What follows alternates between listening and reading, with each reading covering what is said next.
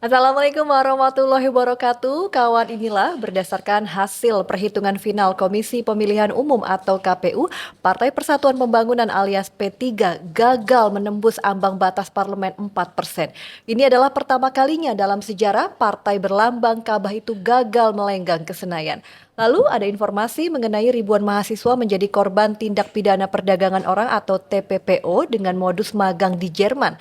Kini kasusnya langsung ditangani oleh Bareskrim Polri. Kemudian ada pula kabar sebanyak 240 ASN terkena sanksi karena dianggap tidak bersikap netral di pemilu kemarin.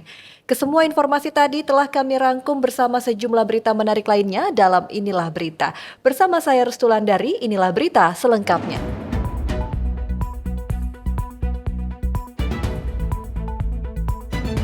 Kita langsung ke informasi pertama yang datang dari Partai Persatuan Pembangunan atau P3. Partai berlambang Ka'bah ini dipastikan gagal menempatkan wakilnya di Senayan lantaran perolehan suaranya tak mampu menembus ambang batas parlemen 4%. Ini jadi kali pertama P3 gagal masuk DPR. 17 Partai Persatuan Pembangunan perolehan suara sah 5.878.777 suara. 5.878.777 suara. Berdasarkan berita acara hasil rekapitulasi nasional pemilu 2024 yang dibacakan Ketua KPU Hasyim Asyari, jumlah seluruh suara sah untuk Pileg 2024 yakni 151.796.631 suara. Artinya, partai politik harus memperoleh sekitar 6 juta suara untuk bisa lolos ke Senayan. Sedangkan P3 tercatat hanya mendapat 5.878.777 suara. Dengan perolehan suara ini, P3 dipastikan tak bisa menempatkan wakilnya di parlemen. Suara P3 terus tergerus, bahkan tanda-tandanya sudah mulai terlihat pada 2019. Ketika itu perolehan suara P3 hanya 4%, beda tipis dengan ambang batas parlemen atau parliamentary threshold. Direktur Eksekutif Indikator Politik Indonesia, Burhanuddin Muhtadi menyebut ada dua hal yang menyebabkan suara P3 tergerus, terutama pada pemilu 2024. Menurut Burhanuddin, P3 seperti ada kesalahan strategi dalam menetapkan target pemilih. P3 juga terlalu mengandalkan segmen pemilih tua. Sementara profil demografi pemilih di Indonesia semakin remaja. Semakin muda segmen pemilih, mereka tidak tertarik untuk memilih P3. Segmen pemilih tua secara statistik berkurang dan terjadi perubahan preferensi elektoral segmen pemilih tua. Awalnya pemilih P3 pindah ke beberapa partai Islam seperti PKB dan PKS, ujar Burhanuddin. Faktor selanjutnya dari sisi pemilihan presiden atau pilpres. Burhanuddin melihat basis P3 tidak kompak dalam memilih calon presiden atau capres. Keputusan pada tingkat elit tidak sama atau tidak seirama dengan aspirasi basis tingkat bawah. Ketika koalisi terbentuk, tingkat elit memilih pasangan calon nomor urut 3, Ganjar Pranowo dan Mahfud MD. Sementara warga P3 basis tingkat bawah terpecah. Ada yang ke Anies Baswedan Muhaimin Iskandar atau Amin, ada juga yang ke Prabowo Subianto atau maksud kami ke Prabowo Subianto dan Gibran Raka Buming Raka. Jadi memang dua hal itu nih yang saya kira menjadi penyebab mengapa P3 itu kurang kompetitif, ucap Burhanuddin. Menanggapi hasil rekapitulasi KPU ini, P3 tak tinggal diam. Partai berusia 51 tahun ini menggugat hasil pemilu ke Mahkamah Konstitusi atau MK.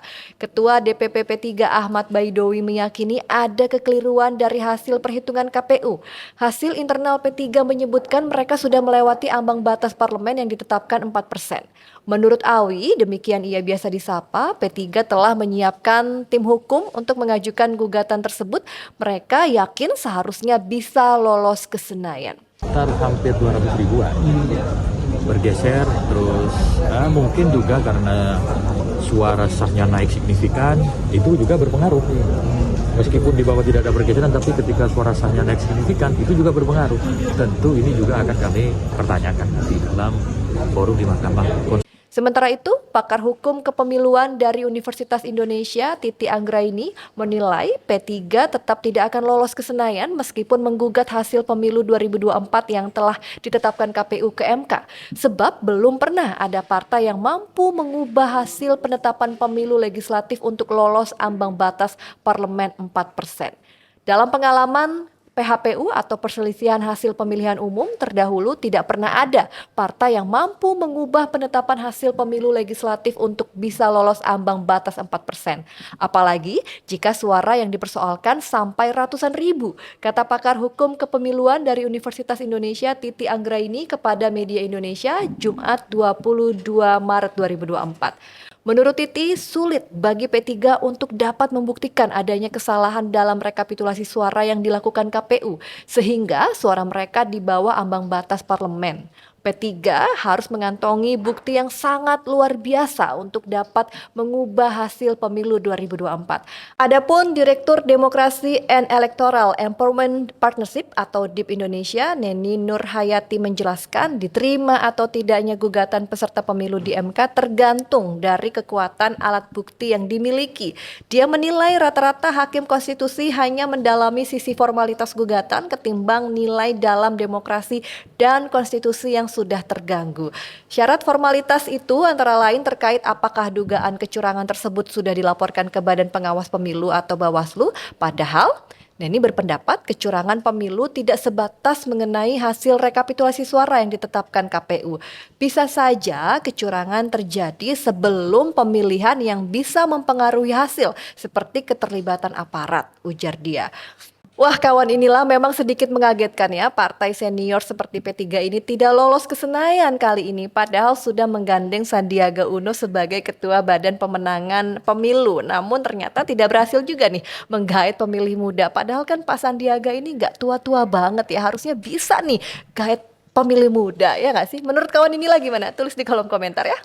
Kita lanjut ke informasi kedua, sebanyak 1.047 mahasiswa korban tindak pidana perdagangan orang atau TPPO dengan modus magang atau variant job di Jerman. Program magang ini diikuti 33 kampus di Indonesia. Direktorat Tindak Pidana Umum di Tipidum Bareskrim Polri mengungkap tindak pidana perdagangan orang TPPO jaringan internasional dengan korban 1.047 mahasiswa dan modus yang dilakukan dengan pengiriman mahasiswa magang ke Jerman. Total ada 5 orang warga negara Indonesia ditetapkan sebagai tersangka dalam kasus ini. 2 diantaranya berada di Jerman, di mana kelima tersangka ini berinisial ER alias EW, perempuan 39 tahun, A alias AE, perempuan 37 tahun, SS, laki-laki berusia 65 tahun, AJ, perempuan 52 tahun, dan MZ, laki-laki berusia 60 tahun. Para tersangka dijerat pasal 4 Undang-Undang Nomor 21 Tahun 2007 tentang pemberantasan TPPO dengan ancaman paling lama 15 tahun penjara dan denda sebesar 600 juta rupiah. Lalu pasal 81 Undang-Undang Nomor 17 Tahun 2017 tentang perlindungan pekerja migran Indonesia dengan ancaman pidana penjara paling lama 10 tahun dan pidana denda paling banyak 15 miliar rupiah. Dari hasil pendalaman, program ini telah dijalankan di 33 universitas di Indonesia. Perguruan tinggi itu bekerja sama dengan sebuah perusahaan untuk mengirimkan mahasiswa ke Jerman lewat program magang Kampus Merdeka. Namun di Jerman, para mahasiswa ini justru diminta untuk bekerja kasar tak sesuai dengan jurusan yang mereka ambil. Kasus ini kemudian terungkap dari laporan KBRI Jerman terkait adanya 4 mahasiswa yang sedang melakukan program magang di Jerman. Program magang ini sebetulnya juga nggak connect, karena kalau kita lihat lebih lanjut, di Indonesia itu liburannya adalah pada bulan Juli-Juni untuk mahasiswa. Tapi pelaksanaan variant job ini dilaksanakan pada bulan Oktober sampai Desember. Sehingga proses-proses untuk meloloskan mahasiswa mengikuti program itu dianggap sah, mereka merubah data, yaitu data liburan dan lain sebagainya. Sementara penyidik juga masih melakukan pengembangan atas kasus TPPO dengan berkoordinasi bersama KBRI, Kemendikbud, dan pihak terkait. Ribuan mahasiswa ini diberangkatkan oleh 3 agen kerja berbeda di Jerman. Para mahasiswa kemudian mendapatkan sosialisasi dari PT Sifgen atau PT CHB, kemudian mereka dikenakan biaya pada saat pendaftaran. Bahkan PT SHB menjalin kerjasama dengan universitas yang dituangkan dalam MOU atau Nota Kesepemahaman. Dalam MOU tersebut terdapat pernyataan bahwa Verinjob masuk ke dalam program Merdeka Belajar Kampus Merdeka atau MBKM serta menjanjikan program magang tersebut dapat dikonversikan ke 20 SKS. Namun, Direktorat Jenderal Bina Penempatan dan Perlindungan Pekerja Migran Indonesia Kemenaker mengungkap PT SHB tidak terdaftar sebagai perusahaan penempatan pekerja migran Indonesia atau P3MI di database mereka. Sehingga perusahaan tersebut tidak dapat digunakan untuk melakukan perekrutan dan pengiriman pekerja migran Indonesia ke luar negeri untuk bekerja dan juga magang di luar negeri. Namun, pihak universitas tetap mengirimkan mahasiswa ke Jerman. Akibatnya, ribuan mahasiswa tersebut dipekerjakan non-prosedural sehingga tereksploitasi. Ribuan mahasiswa ini telah dipulangkan ke Indonesia pada Desember 2023. Wah, ini sih harus diusut tuntas ya kawan inilah, karena ini termasuk kejahatan manusia yang terorganisir menurut saya. Korbannya generasi muda bangsa dan negara juga harus hadir nih untuk membela dan mengembalikan hak-hak mereka. Dan untuk para mahasiswa juga harus teliti dan jeli ya, jangan gampang teriming-imingi dengan program magang di luar negeri. Dan pastinya juga semua yang terlibat juga harus dihukum, terutama itu juga tuh pihak kampus yang bisa terlibat dalam hal ini ya. Kita beralih ke informasi ketiga, Menteri Dalam Negeri atau Mendagri Tito Karnavian membeberkan jumlah aparatur sipil negara alias ASN yang terbukti melanggar netralitas pada rangkaian pemilihan umum 2024 sebanyak 240 terbukti melakukan pelanggaran. Tito juga membeberkan ada 450 ASN yang dilaporkan ke Bawaslu, mereka dilaporkan karena diduga melanggar netralitas.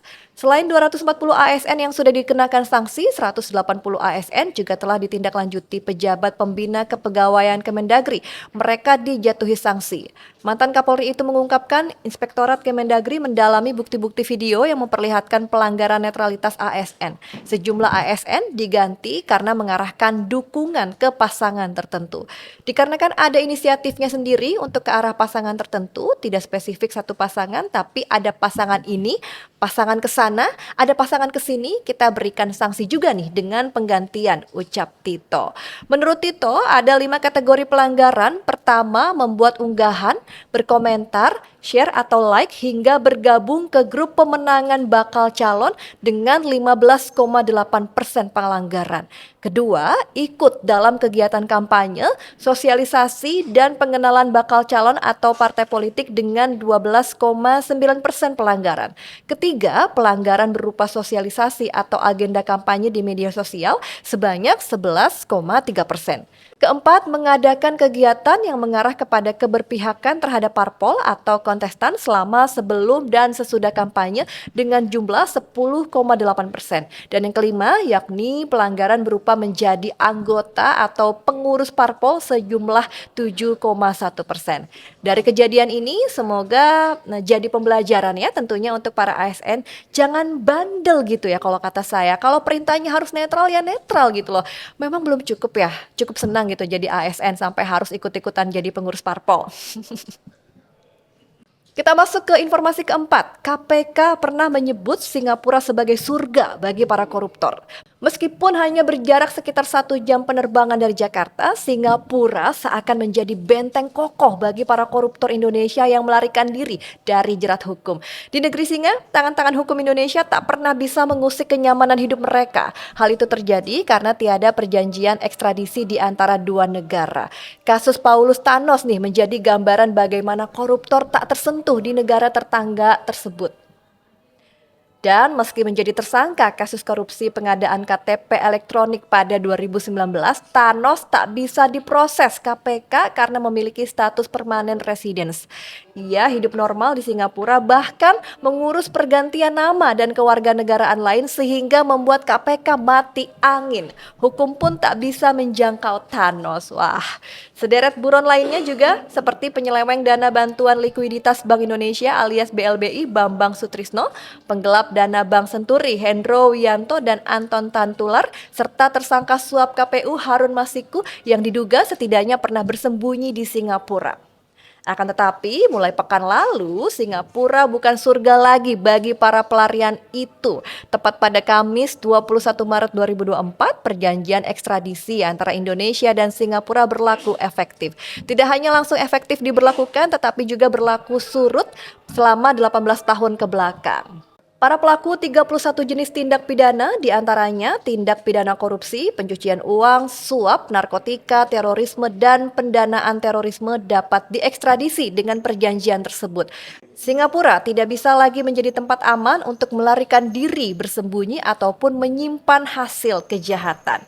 Dengan perjanjian ekstradisi itu, Indonesia semestinya dapat memperkuat jangkauan upaya penegakan hukum nasional dan pemberantasan tindak pidana. Situasi itu harus segera direspon penegak hukum, baik itu KPK, Kejaksaan Agung maupun Polri. Pelet baru itu tak cuma harus dioptimalkan, tetapi juga menuntut aksi lanjutan dari penegak hukum sebagai eksekutornya. Sejatinya, perjanjian ekstradisi tersebut berlaku secara serentak dengan 2 perjanjian penyerta. Pada 21 Maret 2024 itu, Indonesia dan Singapura memberlakukan 3 perjanjian sekaligus, yaitu perjanjian penyesuaian layanan ruang udara atau Realignment Flight Information Region atau alias FIR. Kemudian juga ada perjanjian kerjasama pertahanan atau Defense Cooperation Agreement alias DCA dan perjanjian ekstradisi atau Extradition Treaty. Waduh, kalau itu saya dukung ya perjanjian ekstradisi ini. Karena memang Singapura tuh harusnya jadi surga belanja aja deh bagi perempuan. Ya kan kawan, inilah tulis di kolom komentar ya pendapatnya. Kini sampailah kita ke informasi terakhir untuk inilah berita kali ini. Ini terkait kesiapan Pertamina menghadapi mudik lebaran. Direktur Utama PT Pertamina Persero, Nike Widiawati memastikan tidak ada kelangkaan bahan bakar selama momentum mudik lebaran 2024. Pihaknya juga sudah menambah pasokan bahan bakar karena jumlah pemudik tahun ini diprediksi melonjak. Pertamina menambah pasokan lebih dari cukup. Kami juga memantau inventory itu di setiap SPBU berikut per jenisnya dan itu kita monitor secara real time. Sehingga memastikan tidak ada kelangkaan, kata Nike dalam konferensi pers di Jakarta pada Senin 25 Maret 2024. Nike juga mengimbau masyarakat tidak membeli BBM secara berlebihan. Untuk itu, kepada masyarakat tidak perlu membeli yang berlebihan, secukupnya saja, ucap dia. Masyarakat juga dihimbau untuk menggunakan transaksi non-tunai atau cashless dalam membeli BBM. Hal ini dilakukan untuk menghindari antrian. Nah, jika ada kendala apapun, pemudik atau masyarakat ini juga bisa menghubungi ke call center 135 dan tentunya kami akan segera merespon, tutur Nike. Ya, semoga saja aman ya Pertamina, tidak ada kelangkaan bahan bakar selama masa mudik nanti. Dan pemudik juga jangan lupa nih tadi himbauan dari Pertamina untuk tidak membeli BBM berlebihan dan disarankan juga untuk cashless ya supaya mudiknya lancar nanti untuk semuanya. Baik, demikian inilah berita kali ini. Jangan lewatkan inilah berita berikutnya. Jangan lupa juga untuk like, komen, dan subscribe ya kawan ya. Anda juga bisa ikuti update berita harian seputar politik, nasional, olahraga, hiburan, sains, dan teknologi hingga informasi Ramadan serta arus mudik hanya di inilah.com. Selamat menunaikan ibadah puasa. Saya Restulandari. Wassalamualaikum warahmatullahi wabarakatuh dan sampai jumpa.